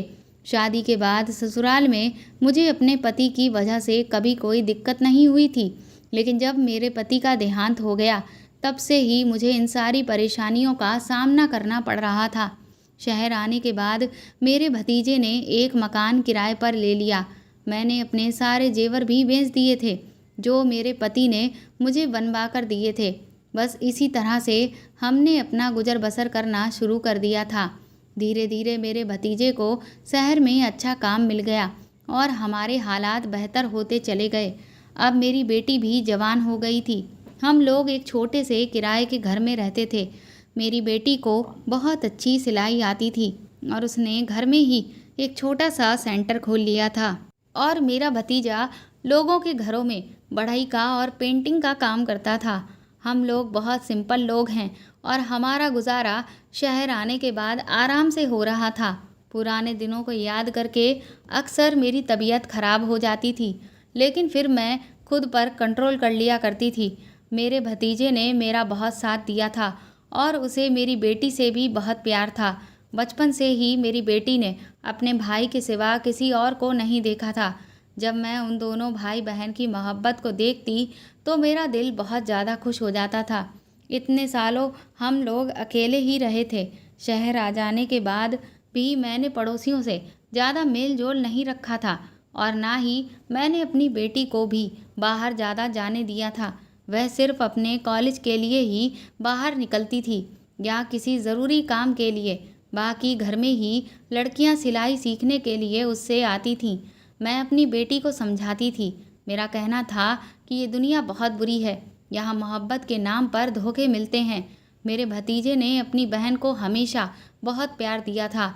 मेरे भतीजे की हाइट हेल्थ इतनी अच्छी थी कि उसकी इतनी उम्र हो जाने के बाद भी वह जवान ही लगता था। मैं जब भी अमन से शादी करने के लिए कहती तो वह अपनी शादी के लिए इनकार कर दिया करता था। कहता था कि पहले मैं माला की शादी करूँगा, उसके बाद अपनी शादी करूँगा। लेकिन मैं उससे कहती कि अमन, जब तक तो तुम्हारी उम्र और भी ज़्यादा हो जाएगी। पर वह कहता कि मुझे अपनी उम्र की कोई परवाह नहीं है।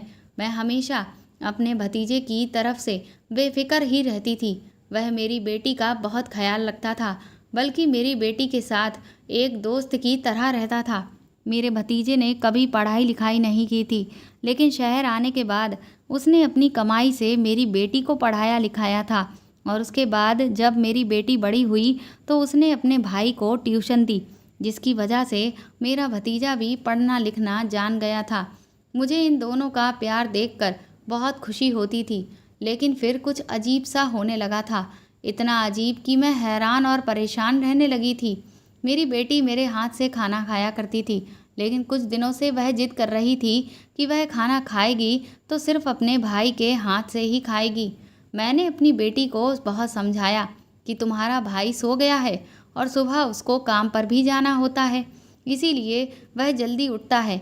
तुम खाना खा लो और लेट कर सो जाओ। लेकिन उसका कहना था कि भाई को ही बुलाओ, मैं सिर्फ अपने भाई के हाथ से ही खाना खाऊंगी। मुझे उसकी बात से गुस्सा आ गया। मैंने उससे कहा कि ये क्या हरकत है, छोटे बच्चों की तरह तुमने ये कैसी अजीब सी जिद लगा रखी है।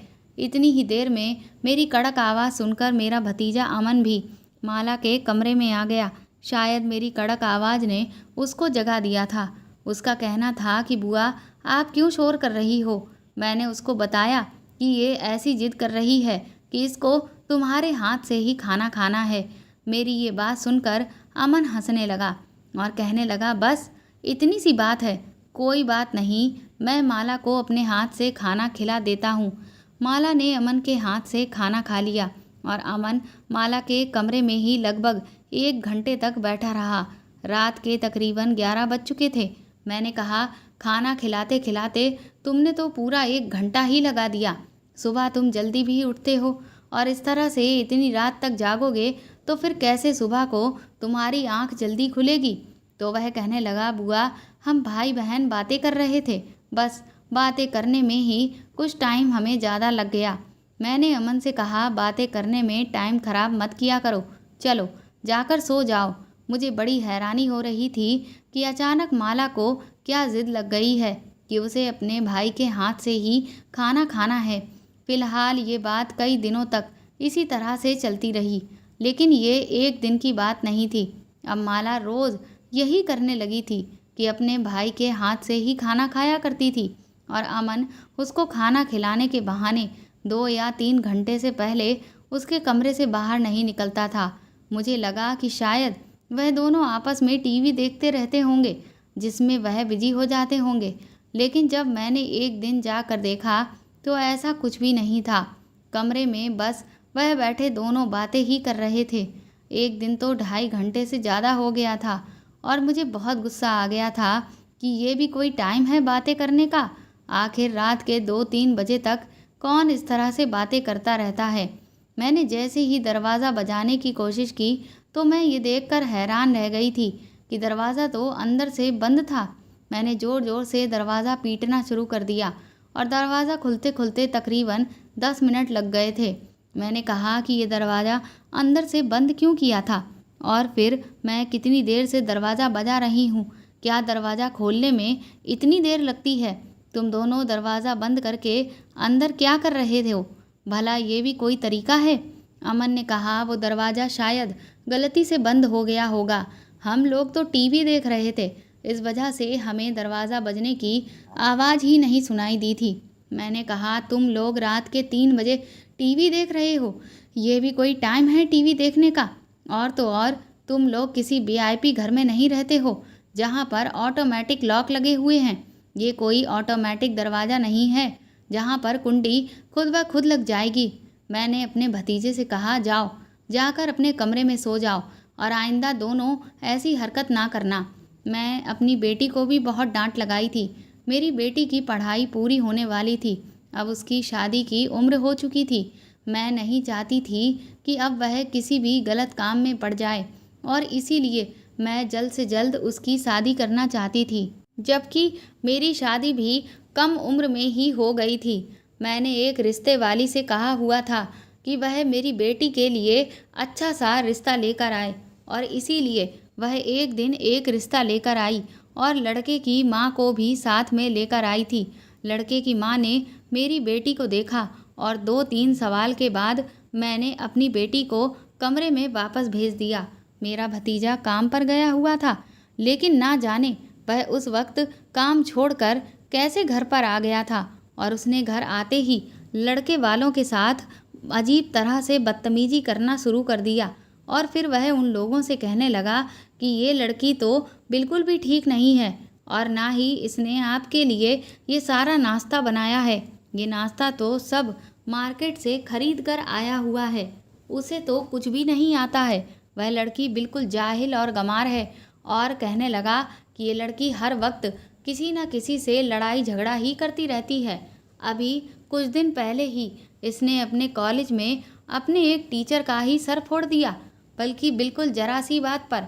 आप लोग मेरी इस बात पर यकीन नहीं करेंगे, लेकिन ये लड़की बड़ी ही गुस्सैल किस्म की है। बल्कि उस वक्त तो हमारे घर पर पुलिस भी आ चुकी थी। फिर जैसे तैसे करके हमने इस केस को रफा दफा किया था। वह औरत बड़ी ही हैरानी से मेरे भतीजे की तरफ देख रही थी और बार बार मुझे भी देख रही थी। मैं बहुत परेशान हो गई थी और ये सोच रही थी कि अमन ने ये क्या तमाशा बना रखा है और जाने क्या बकवास बोलता ही चला जा रहा है, जबकि इस बात में कोई भी सच्चाई नहीं थी। वह भी अच्छे से जानता था कि वो झूठ बोल रहा है। ना जाने क्यों वह लड़के वालों से झूठ बोल रहा था। मेरी बेटी ने कभी किसी भी टीचर का सर नहीं फोड़ा था, यहाँ तक कि उसने तो कभी स्कूल में किसी से बदतमीजी तक नहीं की थी। मुझे अमन से ऐसी उम्मीद बिल्कुल भी नहीं थी। न जाने इस लड़के को क्या हो गया था।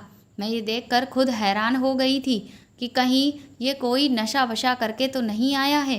तभी लड़के की माँ मुझसे कहने लगी कि ऐसी बदतमीज लड़की से हमें रिश्ता नहीं करना है, और वह बहुत सारी बुरी भली बातें हम लोगों को सुनाकर हमारे घर से चली गई।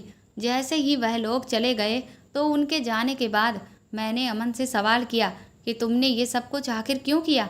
तो अमन कहने लगा, बुआ इन लोगों की शक्ल देखी थी, ये लोग कहीं से भी ढंग के लोग नहीं लग रहे थे। मैं अपनी बहन की शादी ऐसे लोगों के साथ हरगिज नहीं करूँगा। मुझे तो वह लड़का बिल्कुल भी पसंद नहीं है। आपने देखा हमारी माला कितनी खूबसूरत है और कितनी कम उम्र की है, जबकि इनका लड़का तो कितना उम्र दराज लग रहा था।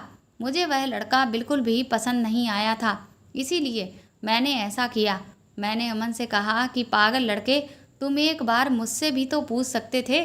तुम्हें इतना तमाशा बनाने की ज़रूरत ही क्या थी। तुमने उन लोगों को बुरा भला नहीं कहा है, बल्कि उन लोगों के सामने अपनी बहन की इंसल्ट कर दी है। अब देखो ये लोग कहीं और जाकर हमारी माला के बारे में ऐसी ऐसी बातें करेंगे कि फिर कोई भी हमारे घर पर रिश्ता लेकर नहीं आएगा।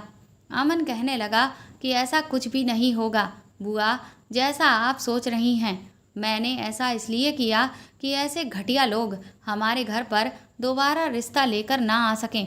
और आप तो उन लोगों पर इतना फिदा हो रही थीं सिर्फ उनके घर और जायदाद देखकर। ये तो देखो कि हमारी माला कितनी खूबसूरत और प्यारी है, और उस लड़के की शक्ल से ही लग रहा था कि वह एक नंबर का ठरकी है। और उसकी माँ को देखा आपने, वह कितनी चालाक औरत लग रही थी। मैं अपनी माला को किसी ऐसे लड़के के हवाले नहीं करना चाहता। मुझे अमन की हरकत पर बहुत तेज गुस्सा आ रहा था, लेकिन अब जो हो चुका था वह तो हो चुका था। उन लोगों से दोबारा बात करने का भी अब कोई फ़ायदा नहीं था। अगर मैं कहती कि मेरा भतीजा मजाक कर रहा था, तब भी वह लोग मेरी बात को नहीं मानते। शाम के टाइम पर अमन और माला आंगन में बैठे हुए समोसे खा रहे थे और खूब खुलकर हंसी मजाक कर रहे थे, जबकि इधर मेरा मूड बहुत ज़्यादा ख़राब था। न जाने उनको किस बात की इतनी खुशी थी। एक दिन मैं अपनी बेटी के कमरे की सफाई कर रही थी और वो कॉलेज एग्ज़ाम देने के लिए गई हुई थी, तो उसका मोबाइल घर पर ही रह गया था। मैं उसके कमरे में ही मौजूद सफाई कर रही थी कि तभी अचानक माला के मोबाइल पर किसी का फ़ोन आने लगा। मैंने जब कॉल रिसीव किया तो माला के कॉलेज की एक फ्रेंड बोल रही थी। वह कहने लगी, आंटी इतने दिनों से माला की तबीयत कैसी है। अब माला ने कॉलेज में एप्लीकेशन लगाई हुई है और बताया था कि उसकी तबीयत ठीक नहीं है, इसीलिए उसे 2 दिन की छुट्टी चाहिए। मैंने इसको बताया कि बेटा माला तो कॉलेज ही गई हुई है, उसने कोई एप्लीकेशन नहीं दी है और बल्कि उसकी तबीयत भी बिल्कुल ठीक है। उसने कहा, नहीं आंटी, उस एप्लीकेशन पर तो आपके भी साइन बने हुए थे। मैंने कहा, माला ने तो मुझे ये बताया था कि कॉलेज में एग्ज़ाम चल रहे हैं और वह एग्ज़ाम देने के लिए ही तो कॉलेज गई हुई है। लेकिन उसकी सहेली ने बताया कि नहीं आंटी, कॉलेज में एग्ज़ाम नहीं चल रहे हैं, बल्कि काफ़ी दिनों से तो माला कॉलेज आ ही नहीं रही है। उसकी ये बात सुनकर मैं बहुत परेशान हो गई थी कि ना जाने मेरी बेटी ये क्या कर रही थी। घर से तो वो कॉलेज का कहकर ही निकलती थी, फिर वह कॉलेज क्यों नहीं जा रही थी। मैंने उसकी सहेली से बोल दिया था कि तुम उसको ये बात अब मत बताना कि तुम्हारी और मेरी इस तरह की कोई बात हो चुकी है। और फिर मैंने कॉल काट दिया। मैंने माला का मोबाइल वहीं उसके कमरे में ही रख दिया था। शाम को अमन और माला को जब मैंने अपने कमरे में बुलाया तो कमरे का माहौल बिल्कुल अदालत जैसा बना हुआ था। मैंने माला को उसकी दोस्त की कॉल के बारे में खुद ही सब कुछ बता दिया और फिर सब कुछ उससे पूछा कि ये सब क्या है और तुम कॉलेज के बहाने आखिर कहाँ जाती हो। तुम्हारी सहेली बता रही थी कि तुम लगभग 5 दिन से कॉलेज नहीं जा रही हो और तुमने एप्लीकेशन भी दी हुई है जिस पर तुमने मेरे फर्जी साइन भी कर दिए हैं। तुम्हारी हिम्मत कैसे हुई ये सब झूठ बोलने की और मेरे नाम से सिग्नेचर करने की। तुम ये सब कुछ क्या कर रही हो। अमन और माला दोनों ही सर झुकाकर खड़े हुए थे, क्योंकि उनको पता था कि अब उनकी चोरी पकड़ी गई थी, इसीलिए उनके पास बोलने के लिए भी कुछ भी नहीं बचा था। मुझे बहुत गुस्सा आ गया था। मैंने कहा, जो कुछ भी है तुम लोगों ने किया है सच सच बताओ, नहीं तो मैं तुम दोनों को ठीक करके रख दूंगी। मैं अच्छी तरह से जानती थी कि मेरे भतीजे अमन ने इस सब में माला का साथ जरूर दिया होगा। मैंने अपनी बेटी से कहा कि मैं तुम्हें पैसे देना बंद कर दूंगी और फिर देखूंगी कि तुम अपना खर्चा कैसे करोगी।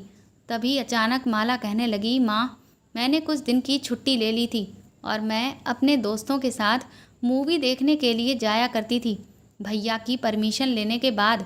और हम सब लड़कियां आपस में मिलकर पार्क भी घूमने जाते थे। मैंने कहा कि तुम्हें संडे का दिन घूमने के लिए और मूवी देखने के लिए नहीं मिलता है क्या? अमन बोला, बुआ, मेरा दिल कर रहा था मूवी देखने जाने का, इसीलिए मैंने ही कहा था माला को कि कॉलेज की छुट्टी करने को और आपसे झूठ बोलने को। मैंने कहा, अमन, आखिर तुम लोग कर क्या रहे हो? वह कहने लगा, बुआ, मुझे माफ़ कर दो, मैं आपसे माफ़ी मांगता हूँ और माला को भी माफ़ कर दो। इसमें इसकी कोई गलती नहीं है, बस मेरा दिल कर रहा था, इसीलिए मैंने माला से कॉलेज की छुट्टी लेने के लिए कहा था और हम लोग एक दिन मूवी देखने गए तो एक दिन पार्क चले गए थे। उन दोनों का बिहेवियर मुझे बिल्कुल भी समझ में नहीं आ रहा था। न जाने आखिर ये लोग क्या कर रहे थे और इनके बीच में क्या खिचड़ी पक रही थी। घर में भी मेरा भतीजा और मेरी बेटी यही अजीब अजीब तरह की हरकतें किया करते थे। मैं अब उन दोनों पर कड़ी नज़र रखने लगी थी। ये दोनों घर में भी खूब हंसी मजाक करने लगे थे, तो कभी आपस में 2-2, 3-3 घंटे बैठकर बातें करते रहते थे। भाई बहन में अब कुछ ज़्यादा ही मोहब्बत हो गई थी। इन दोनों को एक दूसरे के अलावा तो जैसे कोई दिखाई ही नहीं दे रहा था। इस बीच मैंने माला के लिए एक और रिश्ता देखना शुरू कर दिया था और अपने भतीजे को साफ कहा था कि अगर लड़के में कोई कमी दिखे तो तुम मुझे बताना, ना कि लोगों के सामने वहाँ पर माला का तमाशा बनाना। वह सब कुछ दोबारा से दोहराने की अब कोई ज़रूरत नहीं है, क्योंकि तुम इतना नहीं जानते हो कि ऐसा करने से तुम्हारी बहन की भी बदनामी होगी और इस तरह से तुम्हारी बहन के रिश्ते आने भी बंद हो जाएंगे। ये बात सुनकर मेरे भतीजे ने मुझसे एक बड़ी ही अजीब सी बात कही। उसने कहा कि मेरी बहन को रिश्ते की कोई ज़रूरत नहीं है। उसके मुंह से ये सुनकर मैं हैरान रह गई थी। मैंने तुरंत ही अमन से कहा कि आखिर तुम कहना क्या चाहते हो? क्या मतलब है तुम्हारी इस बात का कि उसे रिश्तों की ज़रूरत नहीं है? मेरा भतीजा तुरंत ही सकपकाया और कहने लगा, अरे वो बुआ, बस वो तो मेरे मुंह से यूं ही निकल गया, ऐसी भी कोई बात नहीं है। मैं तो अपने भतीजे और अपनी बेटी से बहुत ज़्यादा परेशान हो गई थी। पता नहीं ये लोग क्या करते रहते हैं और अपने दिमाग में क्या सोचते हैं। ये सब मेरी ही वजह से हुआ था कि मैंने अपने भतीजे और अपनी बेटी को कुछ ज़्यादा ही छूट दी हुई थी। इस बार मैंने अपनी बेटी के लिए जो रिश्ता ढूंढा था उसमें कोई गलती निकाल ही नहीं सकता था। लड़का बहुत कम उम्र का था, देखने में हैंडसम भी बहुत था। उसकी फैमिली भी छोटी सी और बहुत अच्छी थी। अमीर परिवार से वह लोग ताल्लुक़ रखते थे। लड़का बैंक में नौकरी करता था और बहुत ही खूबसूरत और गोरा चिट्टा था और लड़के के माँ बाप भी शिक्षक विभाग में थे। और मेरी बेटी से वह लड़का उम्र में ज़्यादा बड़ा भी नहीं था, बल्कि उसकी उम्र के बराबर ही होगा। लड़के वालों को मेरी बेटी भी पसंद आ गई थी, क्योंकि मेरी बेटी माला बहुत ज़्यादा खूबसूरत थी। मैंने अपने भतीजे की तरफ देखा कि अब तो वह कोई गलती निकाल ही नहीं सकता, लेकिन अमन के चेहरे से उस वक्त बहुत ज़्यादा परेशानी झलक रही थी। लड़के वालों ने कहा कि हमें आपकी बेटी बहुत पसंद आ गई है और हम जल्द से जल्द मंगनी की रस्म भी करना चाहते हैं और जल्दी ही शादी करके आपकी बेटी को अपने घर की बहू बनाकर ले जाना चाहते हैं। मुझे ये बात सुनकर बहुत खुशी हुई थी और मुझे उनकी ये बात बहुत अच्छी भी लगी थी। उन्होंने कहा कि अब हम आपके घर आ गए हैं, एक बार आप लोग भी हमारे घर आकर सारी इन्फॉर्मेशन ले लें, उसके बाद सारी बातें बैठकर कर ली जाएंगी और शादी की डेट भी फिक्स कर ली जाएगी। मुझे एक बात बहुत पसंद आई थी, उन्होंने हमें अपने घर आने के लिए फ़ौरन ही इनवाइट कर दिया था। मैंने भी कह दिया था कि हम 2 दिन बाद आप लोगों के घर आ जाएंगे। जब वो लोग हमारे घर से चले गए तो मेरा भतीजा कहने लगा कि हम यहाँ पर माला का रिश्ता नहीं करेंगे। मैंने अमन की तरफ हैरान होकर देखा, जैसे कि वह मेरी बेटी की शादी होने ही नहीं देना चाहता था। मैंने कहा, क्यों नहीं करेंगे? यहाँ पर रिश्ता क्या खराबी है इस रिश्ते में? मैंने कहा, ऐसे रिश्ते तो नसीब वालों को ही मिलते हैं। इतना पढ़ा लिखा रिश्ता है। मैं तो यहाँ अपनी बेटी की शादी करने के लिए तैयार हूँ और शुक्र करो कि जो तुम्हारी बहन के भाग्य जाग चुके हैं। मैं तो अपनी बेटी की शादी इसी परिवार में करूँगी और वह भी जल्द से जल्द करके ही रहूँगी। कहीं ऐसा ना हो कि ये रिश्ता हमारे हाथ से निकल जाए। वो लोग बहुत अमीर और पढ़े लिखे हैं, साथ ही अपने घर की बहू बेटियों पर कोई पाबंदी भी नहीं लगाते हैं। मुझे उन लोगों के यहाँ ये बात बहुत ही अच्छी लगी थी। उनका कहना था कि 2 दिन बाद ही आप अपनी बेटी को भी अपने साथ लेकर हमारे घर पर आ जाओ। दोनों बच्चे आपस में बैठकर आराम से बात कर लेंगे, एक दूसरे के विचार जान लेंगे, क्योंकि उन दोनों को साथ में अपनी पूरी ज़िंदगी गुजारनी है। इसीलिए उनका बात करना बहुत ज़रूरी है। मुझे उनका ये बिहेवियर बहुत ज़्यादा पसंद आया था, क्योंकि ऐसे लोग बहुत ही कम होते हैं जो लड़का लड़की को शादी से पहले बात करने की परमिशन देते हैं। मैं तो अपने भतीजे और अपनी बेटी से दोनों से ही मैंने ये कह दिया था कि शादी तो अब वहीं पर ही होगी। दोनों मेरी बात पर खामोश हो गए थे और मैंने उनकी खामोशी को हाँ समझ लिया था, क्योंकि खामोशी का मतलब तो यही होता है। मैंने लड़के वालों के घर जाने की तैयारी भी करने लगी थी। मैंने माला के लिए भी एक अच्छा सा सूट निकाल लिया था और अपने लिए भी खूब अच्छी सी साड़ी तैयार कर ली थी। लेकिन जब 2 दिन बाद हमें उनके घर जाने के लिए निकलना था तो घर में ना तो अमन मौजूद था ना ही माला। दोनों ही घर से ये कहकर निकल गए थे कि दोनों लड़के वालों की फैमिली के लिए गिफ्ट्स और मिठाइयाँ लेने जा रहे हैं, क्योंकि खाली हाथ वहाँ पर जाना अच्छा नहीं लग रहा था। लेकिन उन दोनों को मार्केट गए हुए 2 से 3 घंटे बीत चुके थे। अभी तक वह घर वापस नहीं आए थे। उन लोगों ने हमें दोपहर के खाने पर बुलाया था और दोपहर के 3 बज चुके थे। दोपहर के खाने का टाइम भी निकला जा रहा था। अगर हम देर से जाते तो वह लोग ना जाने क्या समझते। ये हमारी इज्जत और बेइज्जती का मामला था। मैंने अमन को फ़ोन मिलाया तो वह फ़ोन रिसीव भी नहीं कर रहा था, और फिर जब कहीं बहुत देर के बाद जाकर थोड़ी के देर के बाद उसने मेरा फ़ोन रिसीव किया तो फिर वह हर बार यही कहता कि अभी हम लोग आ रहे हैं, बस रास्ते में ही हैं, ट्रैफिक बहुत ज़्यादा मिल रहा है जिसमें हम लोग फंसे हुए हैं, इस वजह से देर हो रही है। लेकिन थोड़ी देर के बाद मेरे भतीजे ने अपना मोबाइल नंबर स्विच ऑफ कर दिया और मेरी बेटी का नंबर भी स्विच ऑफ जा रहा था। मैं बार बार दोनों का नंबर ट्राई कर रही थी और बहुत ज़्यादा परेशान हो गई थी। दोनों का ही नंबर लग ही नहीं रहा था। शाम के 4 बज चुके थे और अभी तक मेरे भतीजे और बेटी का कुछ अता पता नहीं था। लड़के वाले बार बार कॉल कर रहे थे कि आप लोग आ नहीं रहे हैं क्या। मैंने उनको कोई ना कोई बहाना बनाकर कहती कि बस मैं थोड़ी देर में आ रही हूँ। मुझे उन लोगों के सामने बहुत ज़्यादा शर्मिंदा होना पड़ रहा था। मैंने सोचा भी था कि मैं खुद चली जाऊं, लेकिन अगर वह मुझसे पूछते कि आपकी बेटी और आपका भतीजा कहाँ है, वह लोग आपके साथ क्यों नहीं आए, तो फिर मैं उन्हें क्या जवाब देती। अब जब शाम के 6 बज चुके थे और मैंने अपना फ़ोन भी स्विच ऑफ कर दिया था, क्योंकि मुझे अब उनके सवालों के जवाब देने की हिम्मत ही नहीं हो रही थी, तब रात के तकरीबन 8 बजे के आसपास दोनों भाई बहन हंसते हुए घर में दाखिल हो रहे थे। मुझे दरवाजे पर खड़ा हुआ देखकर उनके चेहरे की मुस्कुराहट तो बिल्कुल ही गायब हो गई थी। मैंने कहा, तुम दोनों को गए हुए पूरे 8 घंटे हो गए हैं, आखिर तुम लोग कब तक गिफ्ट्स और मिठाइयाँ ही ले रहे थे। मेरा भतीजा कुछ बोलने ही वाला था कि मैंने उसके मुंह पर ज़ोरदार थप्पड़ मार दिया और कहा कि ये क्या बदतमीजी लगाई हुई है, कहाँ थे तुम दोनों अभी तक। पहली बार मैंने अपने भतीजे पर हाथ उठाया था, क्योंकि वही मेरी बेटी को मार्केट लेकर गया था। मैंने कहा कि तुम लोग जानते हो कि तुम लोगों ने मुझे आज कितना शर्मिंदा करवाया है। मेरी बेटी तो खामोशी से खड़ी हुई थी, लेकिन अमन कहने लगा, बुआ आप मेरी बात आज कान खोलकर सुन लीजिए, मुझे उस घर में अपनी बहन का रिश्ता नहीं करना। मैंने कहा, क्या मुसीबत है, सब कुछ तो ठीक है, घर परिवार, लड़का, उसके माता पिता, उसकी नौकरी, तो अब आखिर तुम्हें क्या परेशानी है, अब आखिर किस बात की कमी निकालोगे। इस पर अमन कहने लगा, ये लड़का कितना ही अच्छा क्यों ना बन जाए, लेकिन मुझे अपनी बहन की शादी उस लड़के के साथ नहीं करनी है तो मतलब नहीं करनी है। माला बोली, माँ मुझे किसी से भी शादी नहीं करनी है। और ये कहकर वह दोनों घर के अंदर चले गए और अपने अपने कमरे में जाकर बंद हो गए। मेरे भतीजे ने कभी भी मुझसे आज तक ऊंची आवाज़ में बात नहीं की थी और कभी भी मेरी मर्जी के खिलाफ वह नहीं गया था। फिर आज इसको न जाने ऐसा क्या हो गया।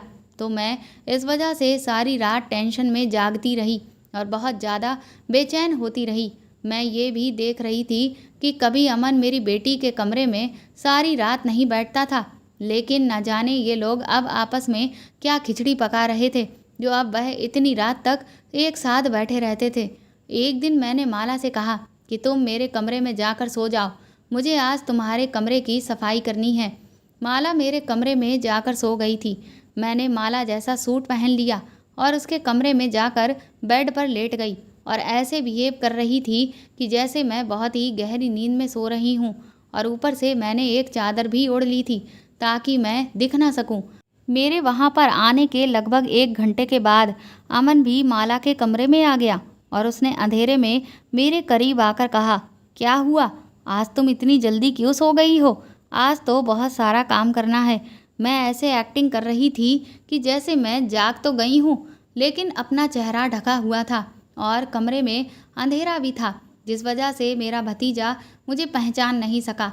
मेरा भतीजा कहने लगा कि अभी तो सिर्फ 24 घंटे ही बाकी हैं और फिर हमें किसी से भी डरने या कुछ भी छुपाने की कोई ज़रूरत नहीं पड़ेगी। हम जो करेंगे खुल्लम खुल्ला करेंगे और बुआ भी फिर हमें रोक नहीं पाएंगी। आज तो मैं इतना खुश हूँ कि मैं तुम्हें क्या बताऊँ। मैं सोच भी नहीं सकता था कि हम इतने खुशकिस्मत हो सकते हैं।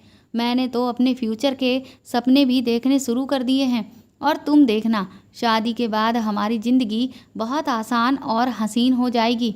शादी की बात सुनते ही मेरे पैरों तले से ज़मीन निकल गई थी कि आखिर मेरा ये भतीजा किस तरह की बातें कर रहा था अपनी बहन के साथ। वह कहने लगा कि तुमने अपनी शादी के कपड़ों का इंतज़ाम तो कर लिया है ना? ऐसा ना हो कि आखिरी टाइम पर तुम शॉपिंग करने की मुझसे ज़िद करने लगो। मैंने तो अपनी शॉपिंग भी करनी शुरू कर दी है। जैसे ही मेरे भतीजे ने मुझसे ये बात कही तो मैं एक झटके से उठ खड़ी हुई और मैंने लाइट ऑन कर दी और फिर अपने भतीजे के मुंह पर थप्पड़ दे मारा और उससे कहने लगी कि तुम ये किस तरह की घटिया बातें मुझसे कर रहे हो? तुम किससे शादी करना चाहते हो और तुम किसकी शादी पर कपड़े पहनने की बात कर रहे हो? ये सब तुम क्या कह रहे हो?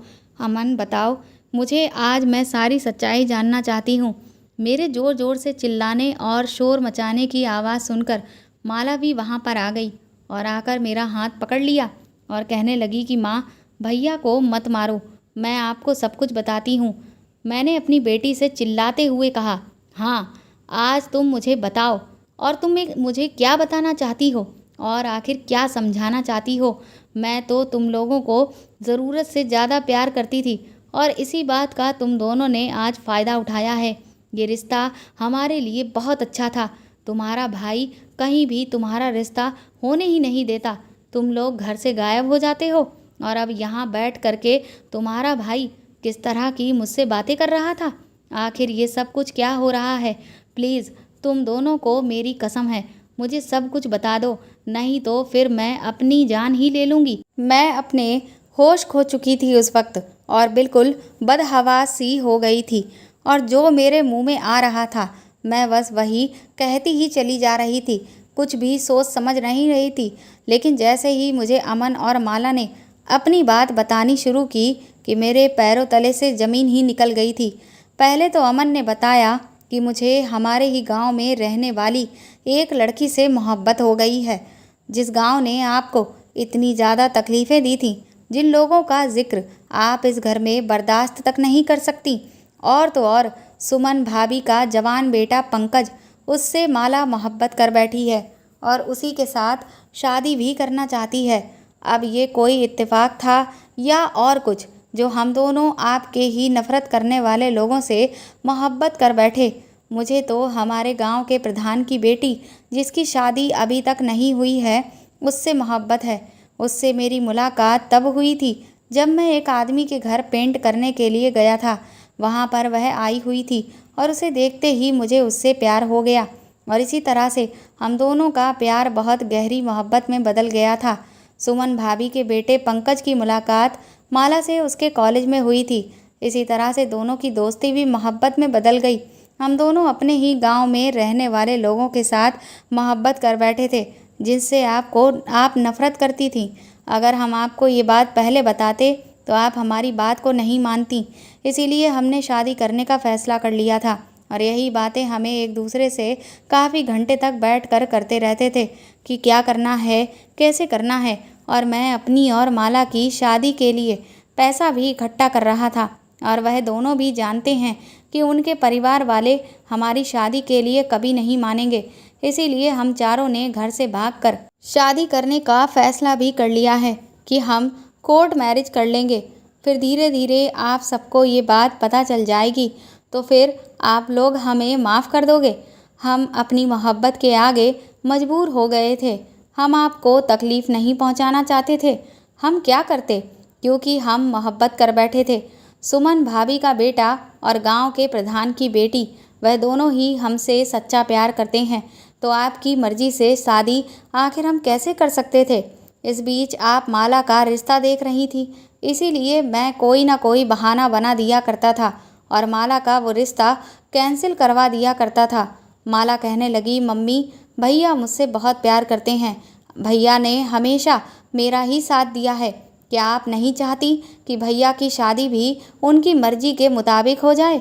और क्या आप नहीं चाहती कि हम अपनी खुशी से पूरी ज़िंदगी गुजारें अपने मनपसंद शख्स के साथ? अमन कहने लगा, बुआ, हम नहीं चाहते थे कि आपको हमारी शादी की खबर हो जाए। जब तक हमारी शादी नहीं हो जाती तब तक हम आपसे ये बात छुपा कर रखना चाहते थे, इसीलिए हम बहाने बनाते रहते थे। हमें एक दूसरे से अभी और बातें करनी थी और कल के बारे में प्लानिंग भी करनी थी। मेरी बेटी और भतीजे ने हाथ जोड़ लिए और कहने लगे कि हमें माफ़ कर दीजिए। आपको ये सब सुनकर बहुत दुख होगा कि कल हमारी शादी है। माला कहने लगी, माँ, आपने ही तो मुझे सिखाया था कि मेरे इस दुनिया में पिता नहीं है, लेकिन पिता, दोस्त और भाई सब कुछ मुझे अमन में ही मिल गया था। इसलिए हम एक दूसरे की मदद करते थे। हमने एक दूसरे की मर्जी से लाइफ पार्टनर पसंद किया है।